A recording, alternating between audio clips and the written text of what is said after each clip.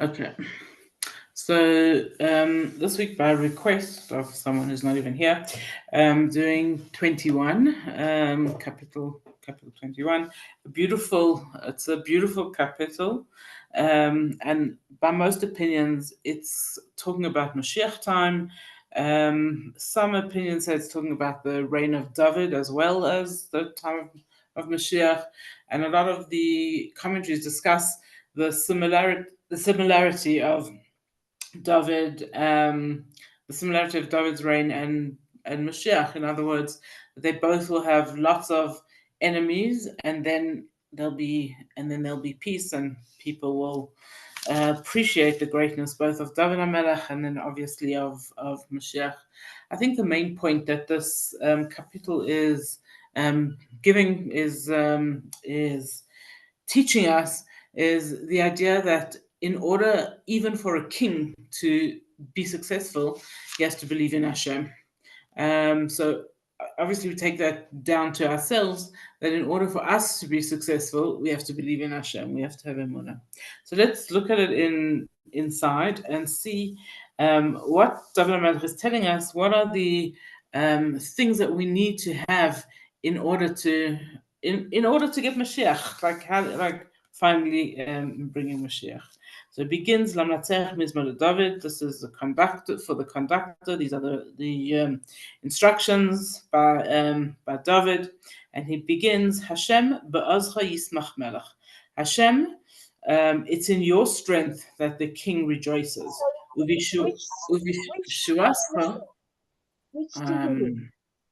It's 21. Chaf Aleph. Deja. So Hashem ba'azcha yismach melech. Hashem, in your strength, your might, the king rejoices. Uvishuascha ma'yagel ma'od, and he celebrates greatly when you deliver, when you do things.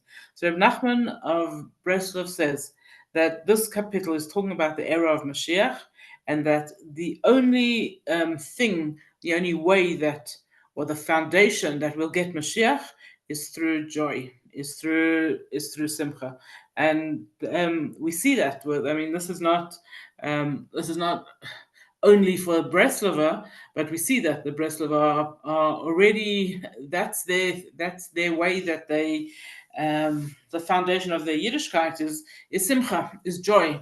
And Reb Nachman of Breslov speaks a lot about the fact that we look for all other ways to see Mashiach. We look for all other times to beg for Mashiach.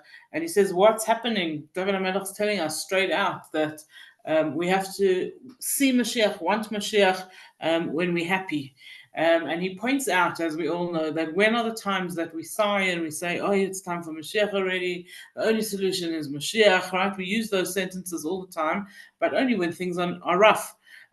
Really, he says, when things are happy, when things are good, that's when we're supposed to be turning around and saying, wow, it's brilliant here, let's get Mashiach, right? We need to have Mashiach. But even more than that, he says, in order to get Mashiach, we have to be joyous. We have to start being happy, and that's what's going to bring Mashiach to us.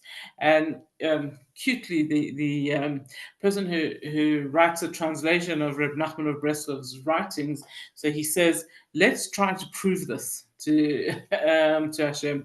We can be happy, and we can bring Mashiach through joy. So that's the first thing we're taking from this line. Hashem ba'azcha yismach melech. Hashem, it's through your might that the king rejoices.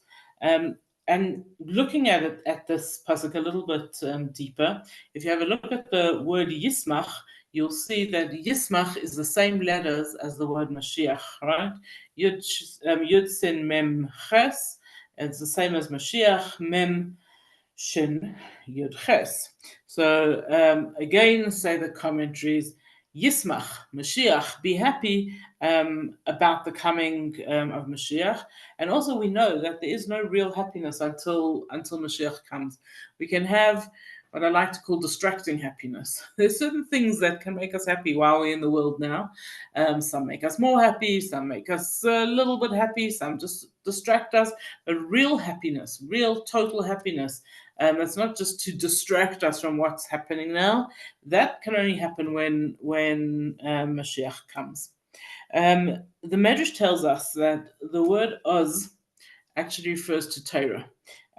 So there are three things that are called Oz. That's Torah, the Jewish king, and Eretz Israel. These are three things that in different places they are referred to as Oz. The Torah, most well known, it says Hashem Oz la'am yitain. Hashem gave his nation Oz, which is the Torah. So here in this capital, we're talking about Mashiach, and what is Oz? How will we bring Mashiach? Hashem ba'ozcha yismach melech. Hashem, with your Oz, you will bring this king Mashiach. That means us studying Torah, us supporting Eretz Israel, and then ultimately us having a Jewish king. That's what's going to bring Mashiach. That's what's going to bring our full salvation. It continues and says, "Ta'avas libay nasatullah." The desires of his heart, you Hashem have given to him. Va'aresha sefasav balmanot selo, and you don't deny anything that he asks with his lips.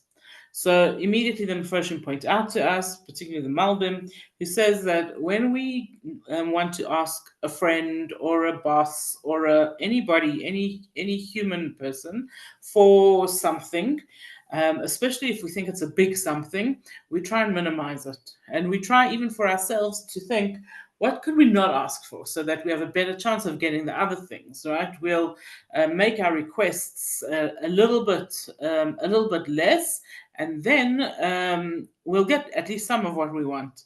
Yet, says David HaMelech, when we ask Hashem for what we want, ta'avas libay, ask for whatever's in your heart. Ask for whatever you're desiring. Ask Hashem, enumerate, tell him what it is that you need, because nasat alai, he will give it to you.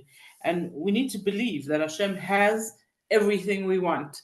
Hashem can give us anything and everything we want. I'm sure I've shared with you once that I said to, I was talking to someone about a person who needed big brachas, and I thought, like, I'll be so kind and I'll say, Hashem, don't give me so many brachas, give them some also. And the person I was talking to got really cross and said, you're so arrogant. Okay, what do you think? Hashem hasn't got enough for you and for them? Hashem has everything we need, everything we want, everything that's possible.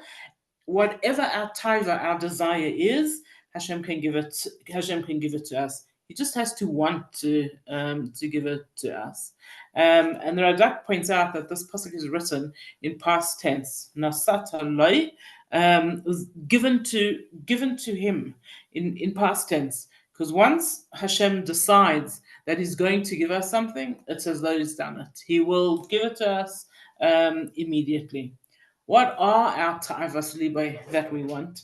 And so the Rambam points out to us that really what we want, what we need, should be satisfaction. We should be happy with what we have.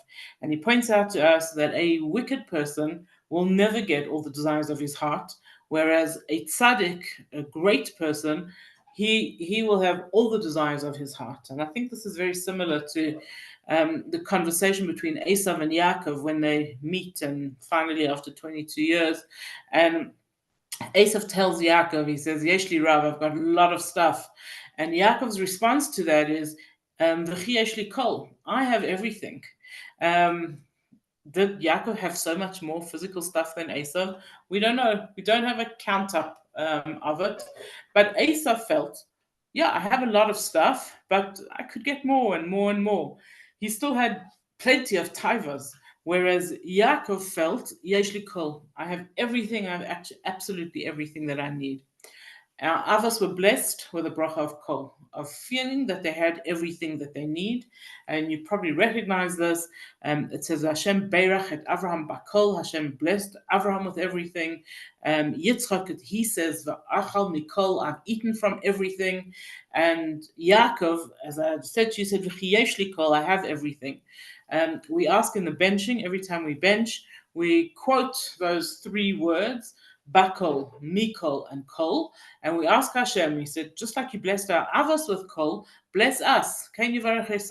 So you should bless us, bakol, mikol, kol, with that feeling of everything. And here, obviously, David HaMelech also has that, and he says, a person can ask Hashem, ta'avas libai, for whatever it is that he needs, for whatever it is that he wants. And he says, v'areshes sufasav, and the requests of his lips. And you might recognize the word areshes from Rosh Hashanah davening, and after the shofar is blown, we say areshes sufaseinu, right? Our lips, the pouring out of our lips.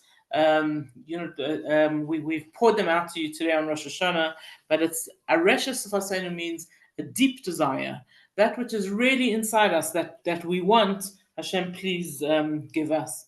And the Rebbe speaks quite a lot about this idea that Hashem knows what we want. Hashem knows very much what we need, and Hashem even knows what we want, and Hashem can give us everything. We don't have to stand in shul and daven. We don't have to stand at home and daven. We don't have to ask. We don't have to turn and ask Him, because He knows very well what we want. So what is this when we say, and that which I'm asking with my lips, my big desires, don't hold back from me. And the Rebbe explains that the foundation of a relationship is communication. When two people can talk to each other, that's the best foundation. And whenever I learn with brides, I always tell them, I say, if there's one word you go away, you go home with, after you've learned with me, it's communicate. Okay, tell him what you want, tell him what you like, tell him what you don't like, tell him when you're happy, tell him when you're sad, right? This is communication. And we have the same thing with Hashem. Hashem wants us to talk to Him. He wants us to communicate. He wants us to tell Him what we need, what we want, what we like, what we don't like. We need to get involved in conversation with Hashem. And this is what David HaMelech is telling us. Va'areshes sufasav. Let words come out of our lips, our deepest desire, and you, Hashem, listen to them and give them to us. One step further, deeper in this. So the Mishnah tells us that when a tzaddik davens, he can tell from the way he was able to daven if his tefillahs were accepted or not. So it says that if he can daven and his davening goes smoothly and he finishes and says, "Oh, had a good daven," we've all had that sometimes, that we like finish davening and we feel like we connected, we did it, we made it. Then he knows that he will get what he asked for. And when a person struggles to daven, for whatever reason it is, and this is not talking about every single one of us, talking about tzaddikim, when a tzaddik struggles to get the words out, then he knows that he's not necessarily getting what he asked for. And so this is here David HaMelech saying, Va'aresha sufasav balmanot said, Hashem, I'm asking you that you never make me stop in the middle of my davening. You never cause me to struggle to finish the words. And then finally, the explanation, the Mepharshim explain, Va'aresha sufasav balmanot selo, when I ask for Mashiach, Hashem, you have never, ever made it difficult for me. And if that's the case, if when I ask for Mashiach, it's so easy and it comes out of my soul and it comes out of my everywhere, then I know without doubt that Mashiach is on his way. That is, my tefillahs were accepted and that Mashiach is coming. And David HaMelech continues, Pasuk Daled, and he says, Ki sekadmenu, because you, Hashem, already anticipate what I'm going to ask for. Brachas, birchas tov, with good brachas. Tashis Resha Teres Paz, and you place on his head a golden crown. So Hashem gives us good even before we ask for it. So if we would all stop for a moment and before we ask Hashem for what we want, look around and see how much He's already given us. It would actually give us gratitude and courage to daven to Hashem. That's for each of us. The Alshich says that Nasan Navi came to David HaMelech and blessed him with promises of good long before he asked for anything.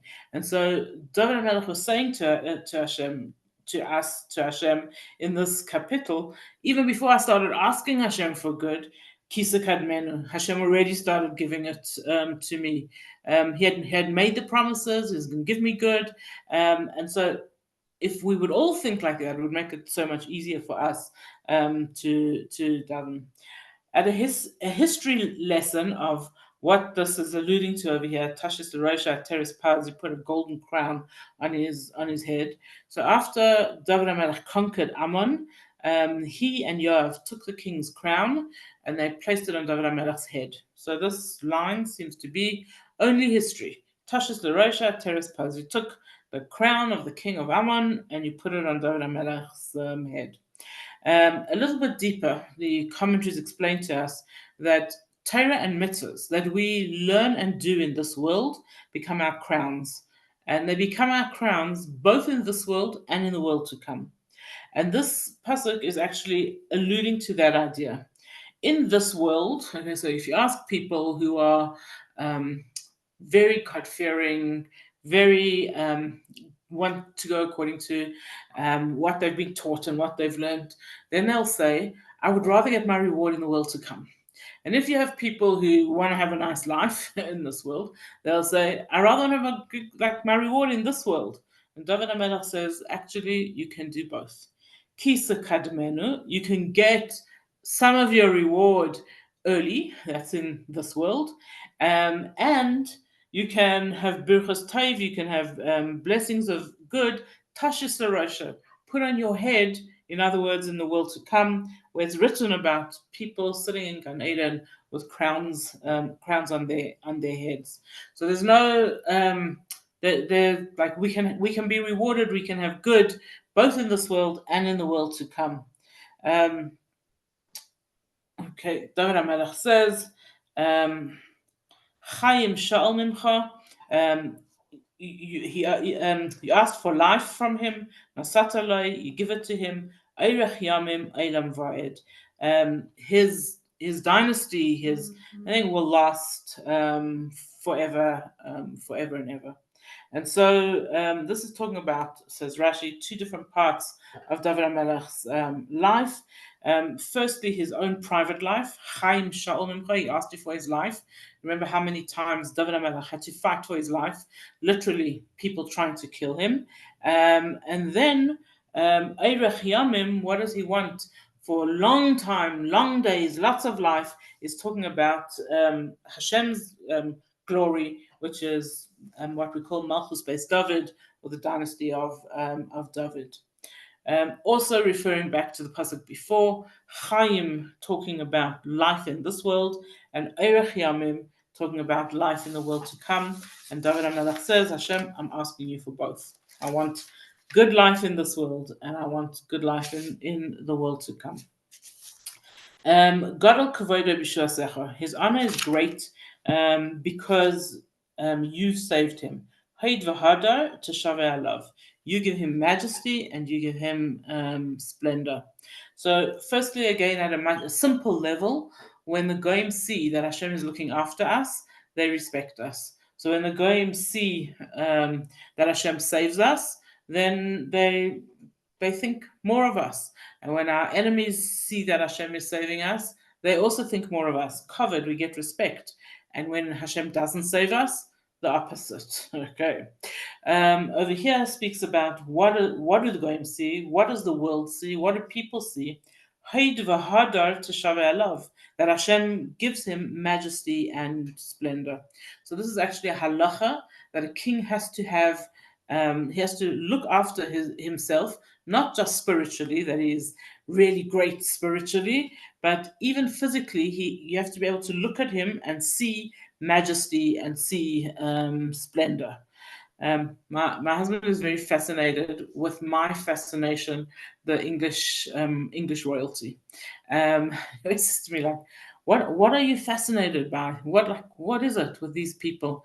But definitely, I'll always explain to you if you want a whole show on why I like English royalty. But there's definitely Heidvahada. There's a lot of majesty and splendor. You just have to spend a little bit of time watching the funeral. See, like um, there it is the pompousness. Okay, it says to us like these are not just ordinary. This is not just ordinary. This is something bigger. This is something more. And a Jewish king has to have that pomp and ceremony and majesty and splendor. And you have to look at him and see that when you look at him is splendid, much more than Queen Elizabeth. Halachically, a king is required to look after his physical splendor. He has to make sure his clothes are perfect. He has to wear royal clothes. He has to have a haircut every single day. Like that, his hair is perfect. And actually, halacha says that this extends to anybody who represents the Eibishter. So it goes so far as to say, a Torah scholar who goes into the marketplace with dirty clothes is chayv misa. He's worthy of death. And it's like, what? Okay, how can such a thing be? Because when a person is a Torah scholar, when a person is a king, and then I'll go even to one step more, when a person is a parent, we represent God.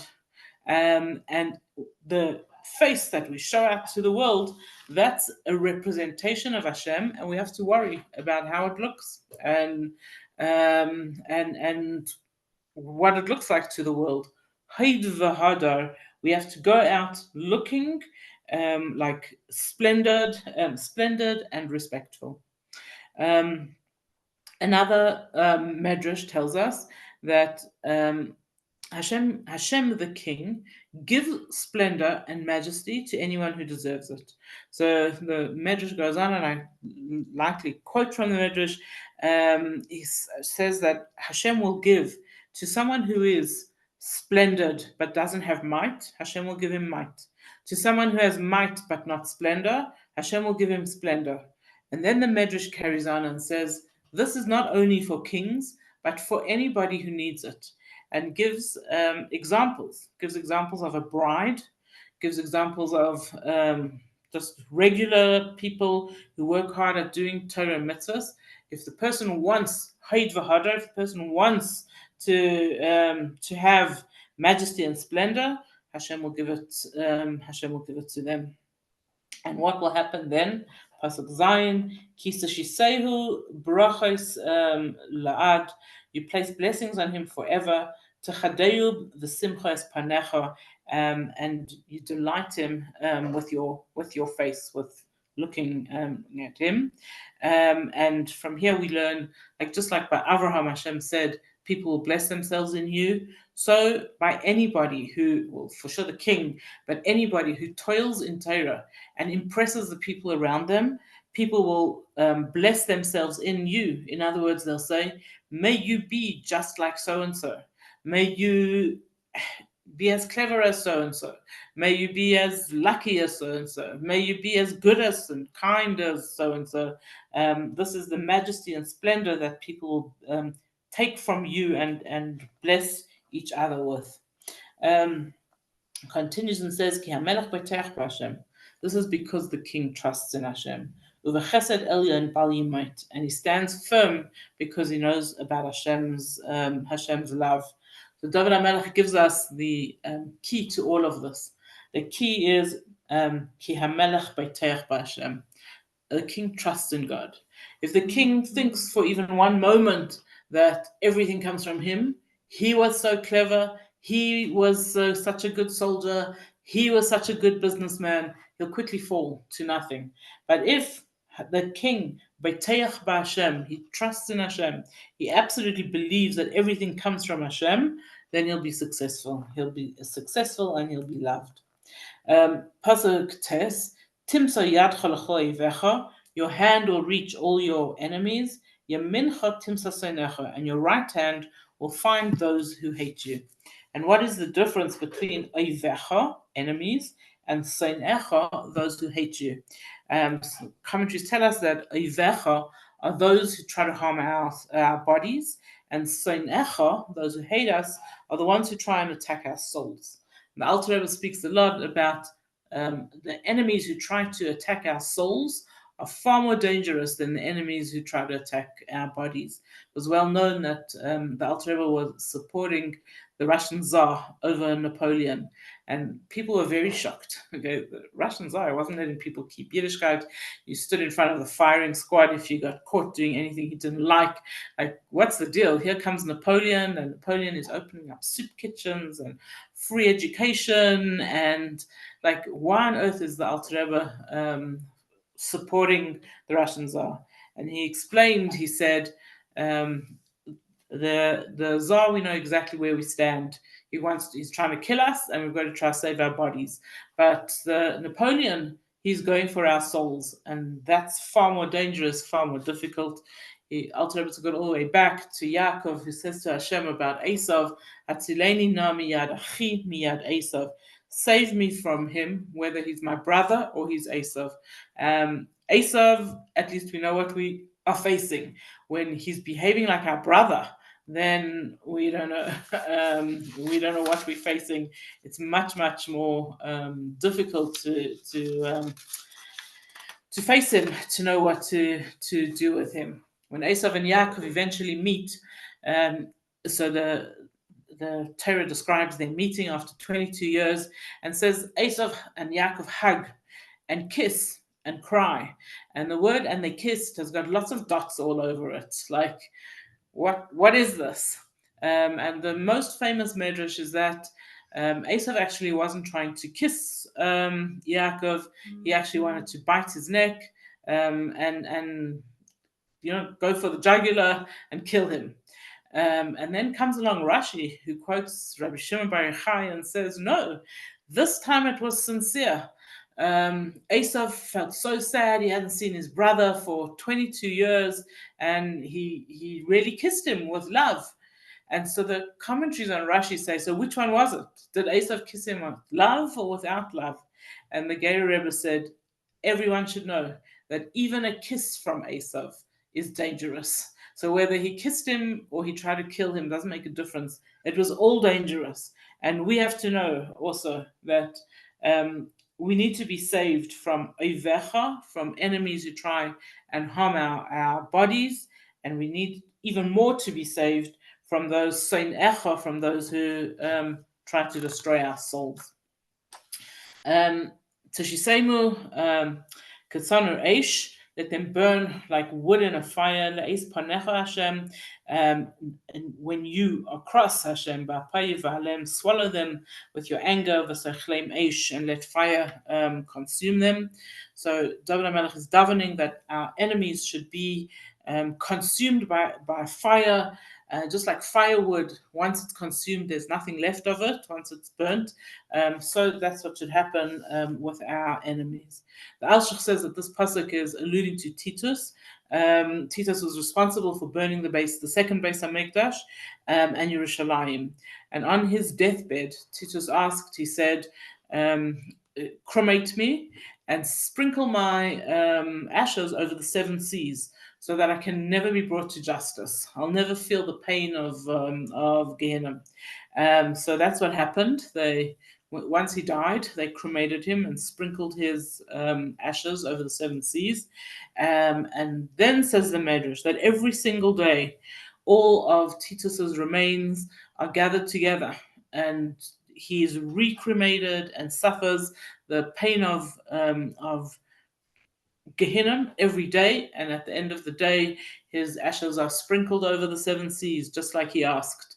And the next day, the same thing happens to him. So this is what David HaMelech is asking or mentioning over here.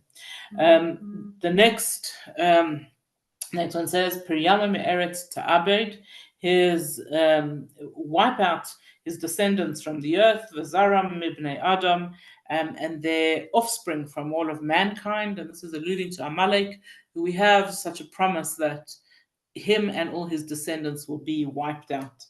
Pasuk Yud Beis, Kinatu alecha ra'a, because they plotted evil against you, chashvu mezima bal yuchalu, and they made plans they could never fulfill. Again, this is alluding to Titus. When Titus came into the Beis Hamikdash, he put his knife through the curtain that went between the Kodesh and the Kodesh Kodashim, and it's just a curtain, and the curtain started to bleed. You would imagine that if that happened to any of us, that we cut a piece of curtain and it started to bleed, we would run screaming for our lives.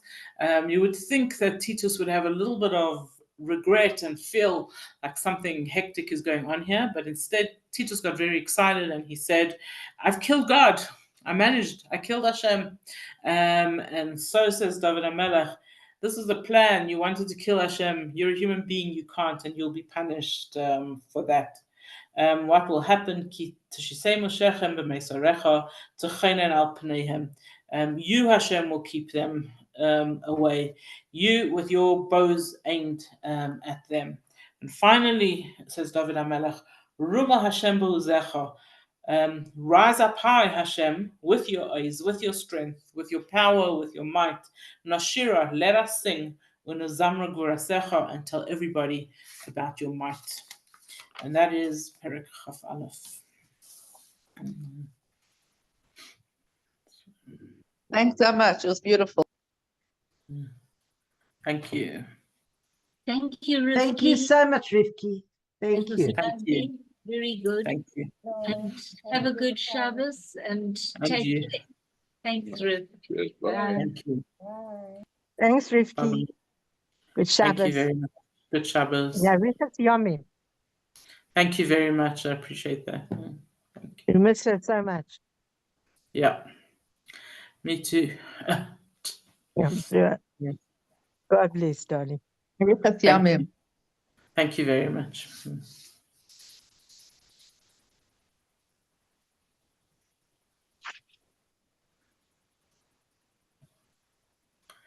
Bye-bye, everyone. Hello, Danny.